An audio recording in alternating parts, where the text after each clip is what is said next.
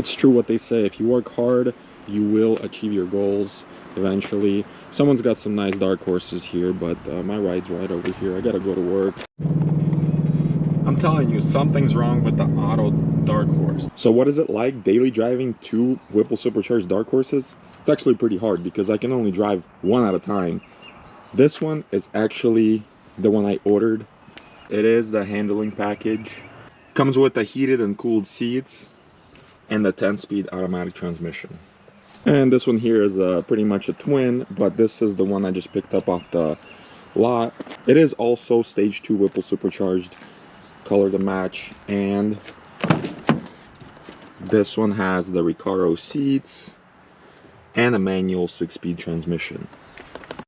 So they both have around 3,000, a little bit over 3,000 miles on them, and I do love them both, don't get me wrong, and I wish I could keep both of them, but they just don't get driven. They just sit here and collect dirt. So the problem I'm having with the auto is I shredded the rear tires, did a couple burnouts, and I went ahead and got some Mickey Thompsons, and when I try to buy Mickey Thompsons, they're all in back order. So the only option size that I had that I could get within a few days was 325/30/19, which is, I went from stock from 315/30/19 to a 325/30/19. Now I didn't think it was going to be a big deal.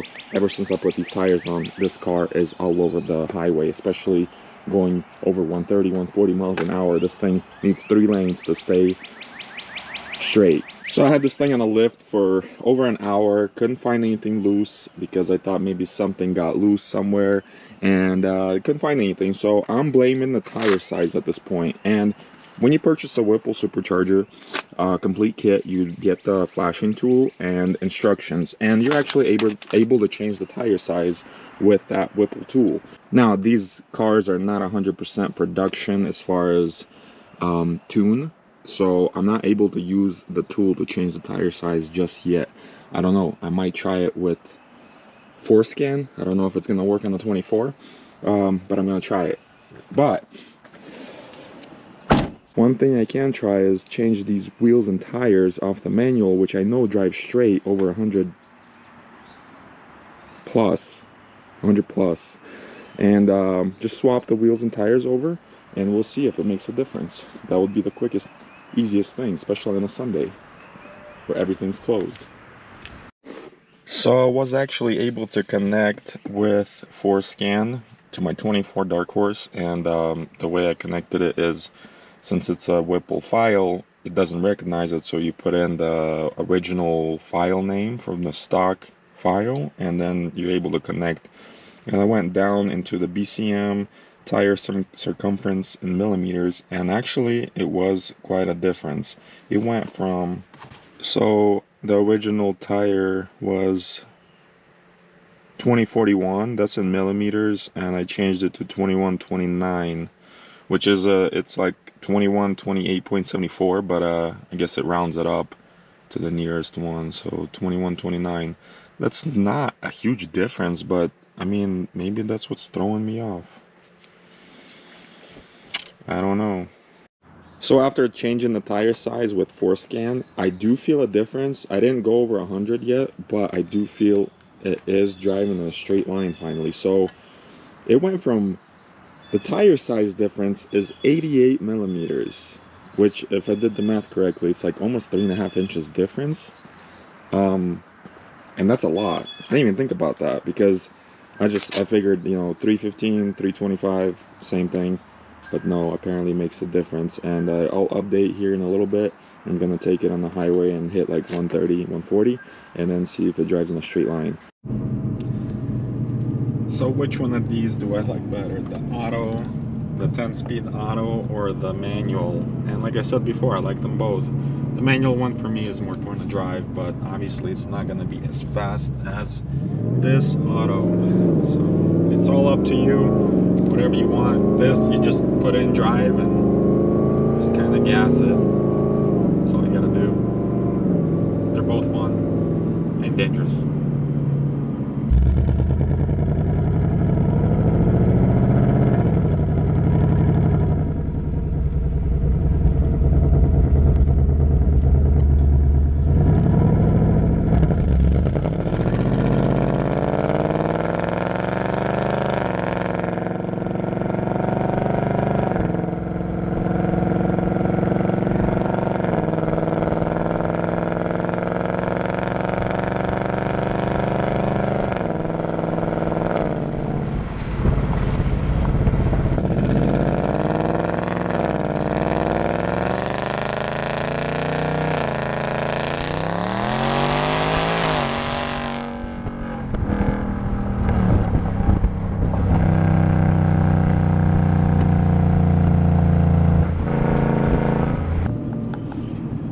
So changing the tire size with ForScan didn't really change much as far as the car being all over the road.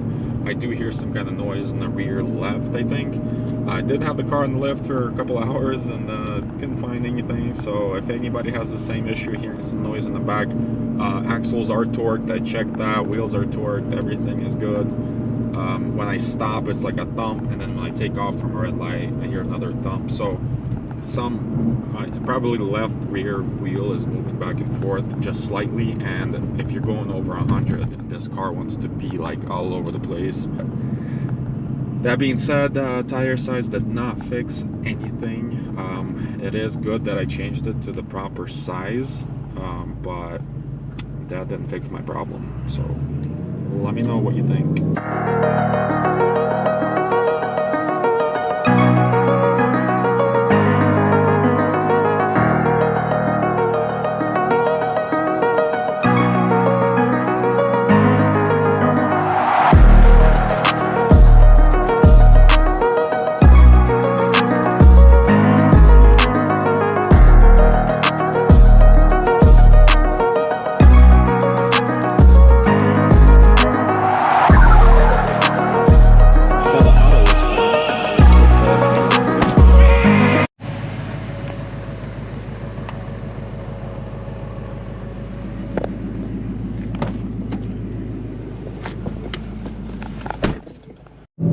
So these cars actually come with like multiple modes, like sport mode, regular mode, slippery mode, and they're all fun. My favorite is sport mode, and then you can change modes and cluster theme and all that. So there's a lot of cool things on these screens you can do: drag strip mode, slippery mode, custom mode, normal mode. I keep it in sport mode for daily driving.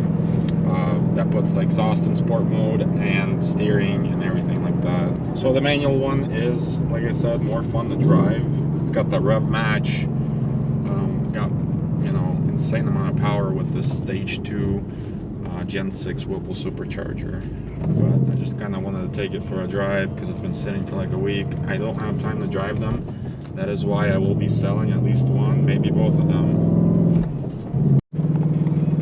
I'm telling you, something's wrong with the auto Darkhorse. This is the manual, and something's wrong with the auto. When I give it like wide open, it just wants to be all over the road. This one just drives straight. Look at this. I can let go of the steering wheel and it still drives straight. Like, what's going on with the auto? I cannot figure it out. One of the bushings or control arm has failed, and I can't find which one it is to save my life, but that's why this is my favorite right now. It's true what they say: if you work hard, you will achieve your goals eventually. Someone's got some nice Darkhorses here, but my ride's right over here. I gotta go to work.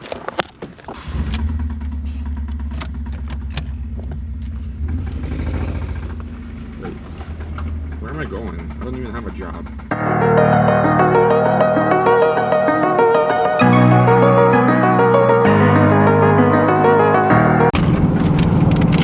To this Mustang 60th year celebration at the Charlotte Motor Speedway, which I feel like I should just move there because I'm there like every other week. We just went to do the Darkhorse track attack a few weeks ago, went to a Cars and Coffee, and now we're doing this. And I think there's a Cars and Coffee this Saturday. I'm not going back.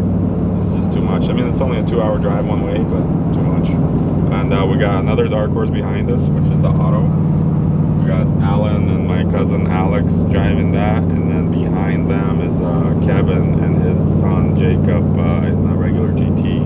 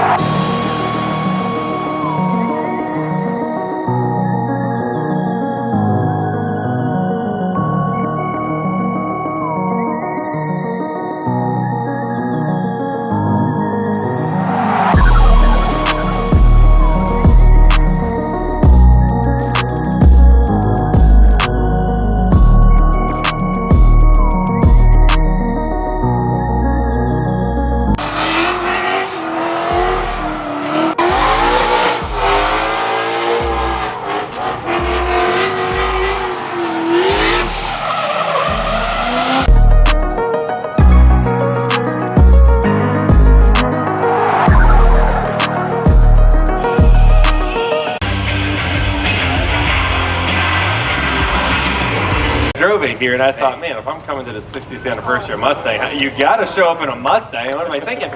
So I pulled her out today, and it was a lot of fun. You know, every time I take a Mustang out and you start rolling down the road, if another one pulls up next to you, like you wave to each other, you probably rev it up a little bit towards each other, a little back and forth game, right? And set out to build an attainable sports car, but nobody could have anticipated the world-class race car that would come from it.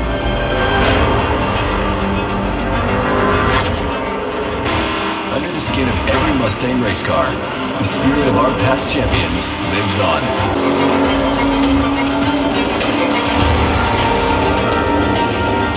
For our 60th anniversary, we celebrate the champion spirit of those Mustang sports car racers from the past.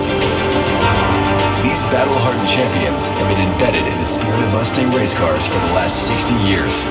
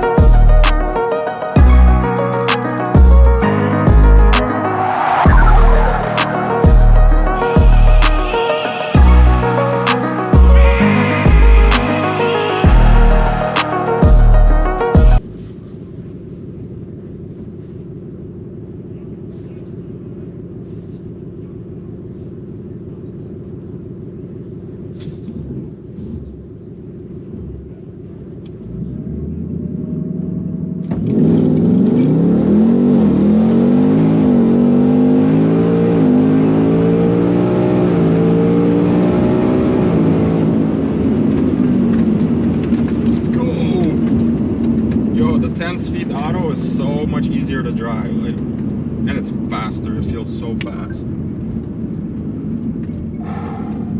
Hopefully, let's see what we got. I have never ran this. This is an 1/8 of a mile Shadyside Dragway. I've never ran this on the drag strip yet.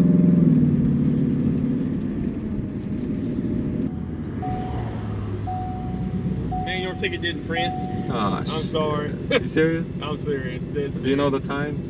I ain't got a clue. It didn't show up. I don't know if you didn't let the tree set or what. Okay. They didn't print your ticket. I'm gonna run it again. Yeah, run again. We'll get you next time. Okay, I appreciate it. Yeah. I thought he was joking, but my ticket didn't print. Alright, I'm going again, so that felt good. That felt really good.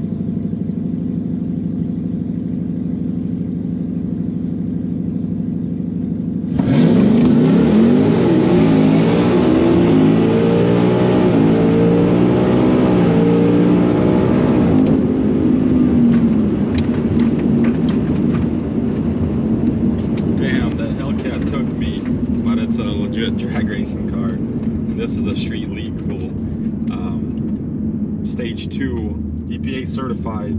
I can pass emissions in any state. So, and I didn't trailer it here, I drove it here. I think I ran a 6.9, which is not great. I think it was cutting power because I was trying to slip.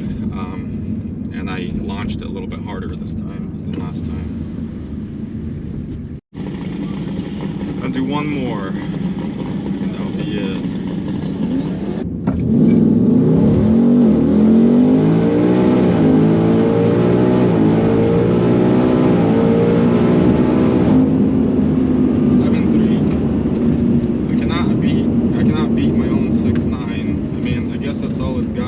Plus I keep running it back to back. It is what it is.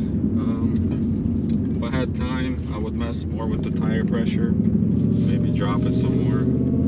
But as you can see, this thing runs back to back to back on the track, and I know it's an 1/8 of a mile. It's kind of a joke for this car because by the time it hooks, you know, you're done.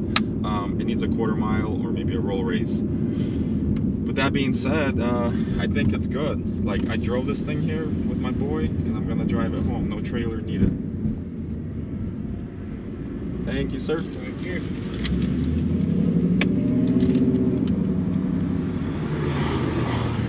So 7.3 at 103. I could feel it spun more. I'm just not sure what RPM to launch it at. You know, I try to be like around 1500, but at the same time I'm trying to focus and my legs are shaking.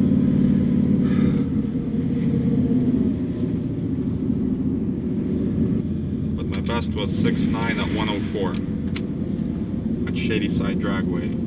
That being said, I'm out.